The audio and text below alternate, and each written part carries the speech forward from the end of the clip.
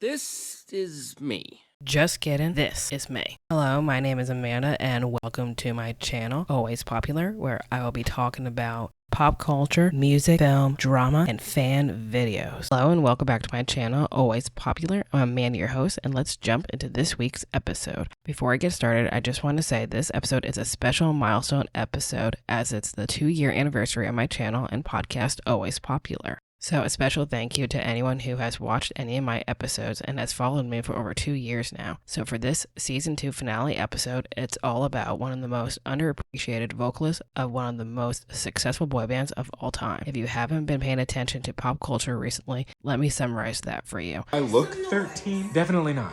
For Nsync. What? Oh!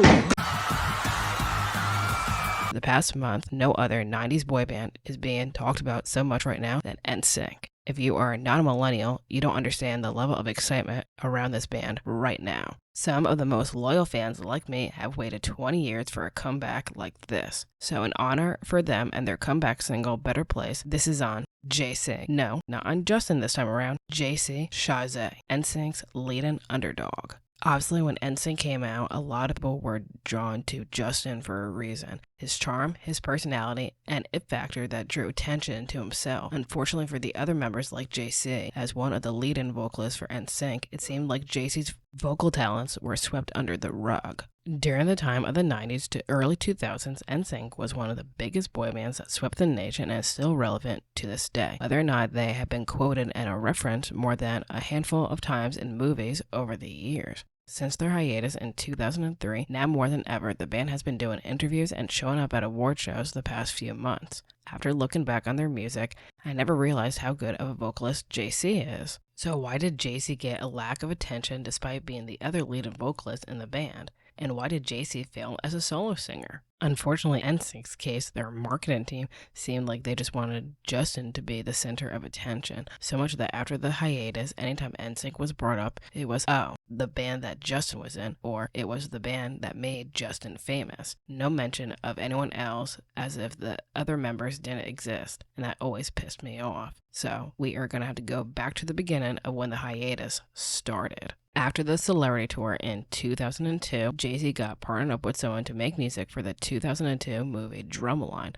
The song he did was called Blow Me Up With Her Love. Shortly after that, he was working on his debut album, Schizophrenic. The album was released in February of 2004, the only solo album that he had released, and it had songs with titles like All Day Long I Dream About Sex and Some Girls Dance With Women. They honestly tried way too hard to make JC look like a sex symbol and failed to market him. It seemed like that they didn't even market him or promote him at all. I honestly didn't know he attempted to go solo until like 2013. However, surprisingly, his album got praised for the production and his vocals. However, the album still failed and wasn't a commercial success. At the time, he had no radio promotion for his singles. His marketing team literally failed him. I never heard of anything he did, and it's no wonder why a lot of people didn't know about it. He never got the exposure he wanted. To make things worse, of course, they want him to have a different image from what he did in Nsync. They gave him this so-called party boy / fuckboy image. This image that they had for him comes off as not genuine and not himself.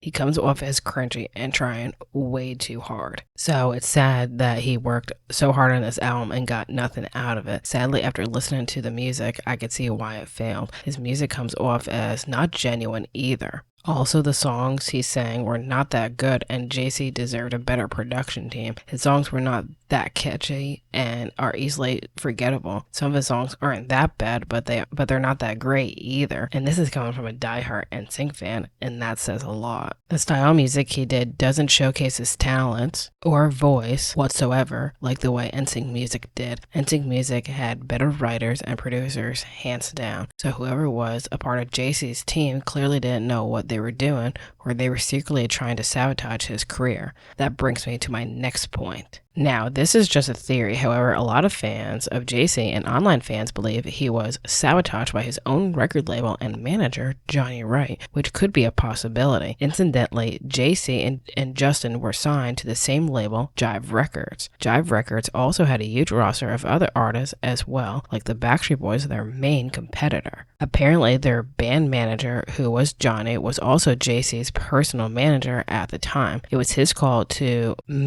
say they were going on a hiatus for 6 months. Johnny said to push it off even further to help Justin and plan his first tour for him. So many people believe that's sketchy. Clearly, they favorited Justin and wanted to give all their attention to him. So maybe they did that and left JC in the dust with nothing. In addition, that could be part of the reason why JC's album kept getting delayed or pushed back several times. Eventually, around the time it was finally released, the biggest controversy in NFL happened. When Justin did the Super Bowl with Janet Jackson, everything went haywire. The promotion for JC's album was heavily affected by this controversy, but that seems very unfair to JC considering he had nothing to do with this. In addition, he was sadly dropped from the halftime performance at the 2004 Pro Bowl. Also, the NFL was unhappy with the lyrics of JC's song, Some Girls Dance With Women, expressing too much sexuality. Everything he had done just crumbled to pieces just because of his ex-band member at the time. Of course, the craziest thing is that this almost happened 20 years ago, and people still talk about it and bring it up. Now everyone will know JC was screwed over. He just never had a chance. Lastly, the other reason why he never had a successful solo career could have been because he didn't have that wow or it factor, even though he was hands down the best vocalist in Nsync. And for some reason, maybe he didn't have enough star power to make it big like Justin or other male solo artists at the time. No shade to JC, he is obviously very talented. However, maybe being a successful solo career wasn't meant for him.